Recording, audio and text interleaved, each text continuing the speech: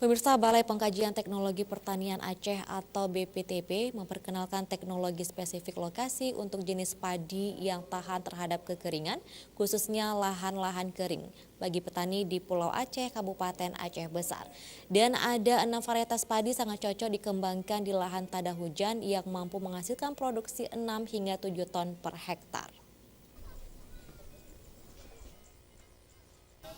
Balai Pengkajian Teknologi Pertanian Aceh atau BPTP memperkenalkan varietas benih padi unggul baru yang tahan terhadap kekeringan khususnya pada lahan yang tada hujan. Untuk jenis varietas amfibi yang mampu beradaptasi terhadap segala kondisi iklim. Ada 6 varietas padi yang dikembangkan BPTP di Pulau Aceh, salah satunya padi Impago, Impari 42 yang mampu menghasilkan 6 hingga 7 ton per hektar. Dengan perawatan lahan didukung dengan pemupukan berimbang. Di samping itu, BPTP Aceh juga akan melakukan pendampingan bagi petani khususnya di Pulau Aceh yang lahan tada hujan untuk 313 hektar mampu menjadi daerah swasembada pangan di daerah terluar atau daerah kepulauan.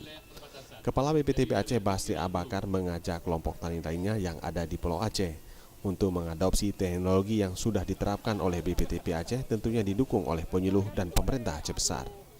Sehingga nanti Pulau Aceh ini kita harapkan walaupun 313 hektar itu mampu swasembada pangan di pulau atau di daerah perbatasan ini. Dalam kesempatan tersebut, Bupati Aceh Besar Mawardi Ali mengajak petani di Pulau Aceh untuk bersemangat bercocok tanam dan bagian dari upaya swasembada pangan masyarakat di daerah kepulauan. Sekaligus upaya ini tidak terlepas dari dukungan teknologi yang diterapkan oleh BPTP Aceh sehingga lahan kering mampu memproduksi tinggi, tentunya dengan varietas unggul baru yang tahan terhadap kekeringan.